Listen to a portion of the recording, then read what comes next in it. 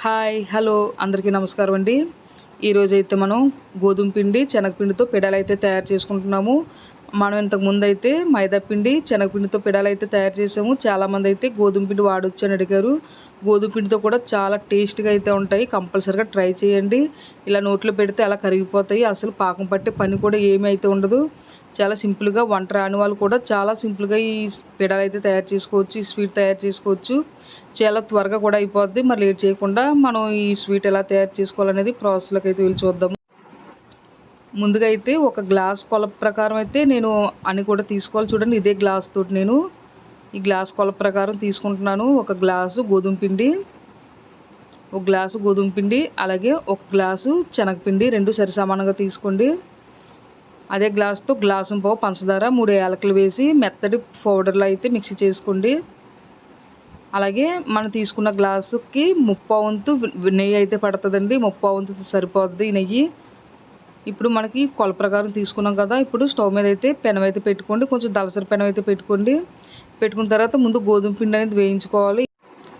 ఎందుకంటే మైదా పిండి అంత ఫాస్ట్గా గోధుమ పిండి అయితే మనకు వేగదు. కొంచెం పచ్చివాసన ఉంటుంది. కాబట్టి ముందు గోధుమ పిండి అనేది ఒక 10 నిమిషాలు కంటిన్యూగా ఇలా కలుపుకుంటా, గరిటతో కలుపుకుంటా లో టు మీడియంలోనే స్టవ్ అయితే మంట అయితే పెట్టుకొని వేయించుకోండి. ఇలా వేయించుకోవడం వల్ల మంచి టేస్ట్గా ఉంటుంది. కాబట్టి గోధుమ పిండి అనేది ఇలా వేయించుకోండి. ఒక 10 నిమిషాలు అయితే నేను పూర్తిగా వేయించుకున్నాను. ఇలా వేగిన తర్వాత ఇప్పుడు శనగపిండి కూడా వేసుకొని మరో 10 నిమిషాలు ఈ రెండు కూడా బాగా కలిపి వేయించుకోవాలి. రెండు కూడా బాగా కలాలన్నమాట. బాగా కలుపుకొని ఈ రెండు కూడా మరో 10 నిమిషాలు వేయించుకోవాలి. మొత్తం అయితే 20 నిమిషాలు ఓన్లీ ఉత్తి పిండినే నేను వేయించుకున్నాను. మనం మళ్ళీ మనం ఇందులో ఉడకబెట్టడం అది ఏమి ఉండదు. మనం ఇలా పెనంలో వేయించుకున్నప్పుడే కొంచెం ఎక్కువ టైం అనేది వేయించుకుంటూ ఉండాలి. ఇప్పుడు మనం తీసుకున్న నెయ్యిని పూర్తిగా కూడా ఇందులో అయితే యాడ్ చేసేస్తున్నాను. మనం ముందుగా నెయ్యి వేసి పిండిలు కూడా వేసుకోవచ్చు, కానీ గోధుమ పిండి వేసాం కాబట్టి ముందు పొడి పిండే వేయించుకుంటే మనకి పొడి పిండి అనేది వేయించుకోవడం వల్ల బేగా వేగుతుంది. కాబట్టి ముందు పొడి పిండిలు అయితే వేయించుకున్నాము. ఇప్పుడు నెయ్యి కూడా వేసి ఫస్ట్ అయితే నెయ్యి వేసిన వెంటనే మనకు కొంచెం గట్టిగా అయితే అవుతుంది. తర్వాత వేయించుతున్న ముందుకి అలాగా మనకు కొంచెం లూజ్ అవుతూ ఉంటుంది అనమాట. మంట అయితే మాత్రం లో టు మీడియంలోనే పెట్టుకోండి. పెద్ద మంట అయితే పెట్టుకోవద్దు. పిండి అనేది మనకు బాగా వేగాలి. ఎక్కడ కూడా శనగపిండి కానీ గోధుమ పిండి కానీ ఎక్కడ కూడా పచ్చివాసన అనేది ఉండకూడదు. ఇక్కడైతే వేయించుకున్నప్పుడే మనకు టైం పడుతుంది. తర్వాత చాలా సింపుల్గా మనం తయారు చేసుకోవచ్చు. వేయించుకోవడం మాత్రం కొంచెం ఎక్కువసేపే బాగా ఓపికగా అయితే వేయించుకోండి. లో టు మీడియంలోనే పెట్టుకొని వేయించుకోండి. మళ్ళీగా నెయ్యి అనేది కొంచెంగా రిలీజ్ చేస్తూ ఉంటుంది. అలాగని మనకు లూజ్ అయింది కదా, నెయ్యి అనేది కొంచెం రిలీజ్ అయిందని స్టవ్ అయితే ఆఫ్ చేయొద్దు. చాలా బాగా వేయించుకోండి. బాగా వేయించుకోవడం వల్ల గోధుమ పిండి అనేది టేస్ట్ అనేది చాలా బాగుంటుంది. ఇంకా మనకి పూర్తిగా నెయ్యి అనేది ఒగ్గాలి. నేను పొడిపిండి అయితే 20 నిమిషాలు వేయించుకున్నాను. అలాగే నెయ్యి వేసిన తర్వాత కూడా ఒక పావు గంట పైనే నేను వేయించుకున్నాను అనమాట. మంట అనేది లో టు మీడియంలో పెట్టుకొని మీరు అలా గరిటతో కలుపుతా దగ్గర ఉంటే అలా వేయించుకుంటూనే ఉండాలి. ఇలా పూర్తిగా కూడా చూడండి నెయ్యి అనేది బాగా రిలీజ్ అవ్వాలి. మంచి వాసన వస్తుంది. అలాగే మనకి కలర్ కూడా కొంచెం చేంజ్ అయితే అవుతుంది. నెయ్యి చూడండి మనకి పైకి అనేది నెయ్యి అనేది పూర్తిగా రిలీజ్ అయింది. పిండి కూడా మనకి బాగా వేగింది. కలుపుతా ఇంకో 10 నిమిషాలు, ఇంకో 5 మినిట్స్ అయితే నేను వేయించుకుంటున్నాను. మొత్తం అయితే అరగంటకు పైన పడ్డదండి వేయించుకోవడం మాత్రం.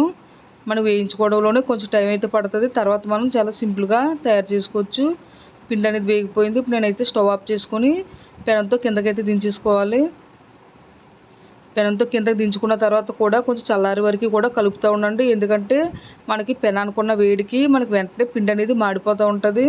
కాబట్టి కంపల్సరిగా కొంచెం చల్లారి వరకు కూడా మరోసారి బాగా కలుపుకోండి. ఇలా కలుపుకోవడం వల్ల పిండి కూడా చాలా సాఫ్ట్గా అనేది మనకి తయారవుతుంది అనమాట. కొంచెం గోరువెచ్చగా ఉన్నంత వరకు కూడా కొంచెం కలుపుకోండి. కానీ మనకి పిండి బాగా చల్లారనివ్వాలి. చల్లారిన తర్వాతే మరో ప్రాసెస్లోకి అయితే మనం వెళ్ళాలి. చూడండి పిండి అనేది ఇలాగ మనం బాగా కలుపుకున్నాం కదా, ఇప్పుడు దీన్ని బాగా చల్లారబెట్టేసుకుందాము. పిండి అనేది ఒక 10 పావు గంటలోనే మనకి చల్లారిపోద్ది. ఎందుకంటే మనం కొంచెం వేడిగా ఉన్నప్పుడే మనం పంచదార గుండగానే వేసామంటే లూజ్ అయిపోద్ది. కాబట్టి పిండి అనేది చల్లారనివ్వాలి. ఇప్పుడు పిండి బాగా చల్లారిపోయింది కదా, మనం మిక్సీ చేసుకున్న మెత్తటి గుండని మెత్తటి ఈ పంచదార గుండని కూడా ఇప్పుడు ఈ మిశ్రమంలో వేసి బాగా చేతితోటి బాగా అంతా కూడా బాగా కలిసేలాగా బాగా కలుపుకోండి. టేస్ట్ మాత్రం ఒక లెవెల్లో ఉంటుంది. నా సబ్స్క్రైబర్స్ అయితే అడిగారండి, 2-3 అయితే అడిగారు గోధుమ పిండి వాడుకోవచ్చు అనేసి. కాబట్టి నేను చేసి అయితే చూపిస్తాను. చాలా సూపర్ టేస్ట్గా ఉంటుందండి. మైదా పిండి అంతకంటే ఇంకా ఎక్కువ టేస్ట్గానే మనకి గోధుమ పిండితో కూడా ఉంటుంది. కాబట్టి వేయించుకోవడం మాత్రం మనం కొంచెం ఎక్కువసేపే వేయించుకోవాలి.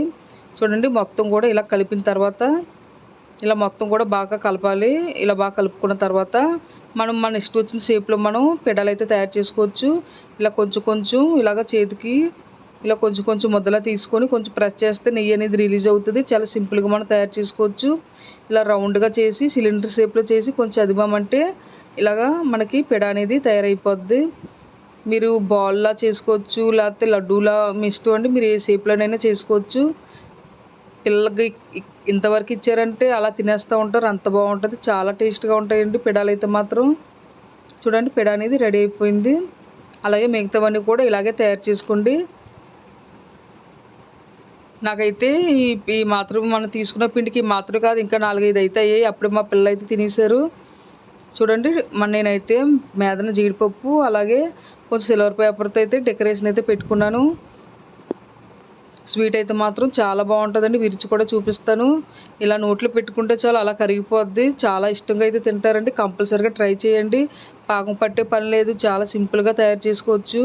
ఓకే ఫ్రెండ్స్, మీకు కానీ ఈ రెసిపీ కానీ నచ్చితే కంపల్సరీగా లైక్ అయితే చేయండి, షేర్ చేయండి, సబ్స్క్రైబ్ చేసుకోండి. కంపల్సరీగా ట్రై చేయండి. రెసిపీ అయితే పాడైపోయే ఛాన్స్ అయితే ఏమి ఉండదు. చాలా సింపుల్గా వంట రాని వాళ్ళు కూడా చాలా సింపుల్గా ఈ ఈ పెడాలు అయితే తయారు చేసుకోవచ్చు. కంపల్సరీగా ట్రై చేయండి ఫ్రెండ్స్. Okay friends, bye.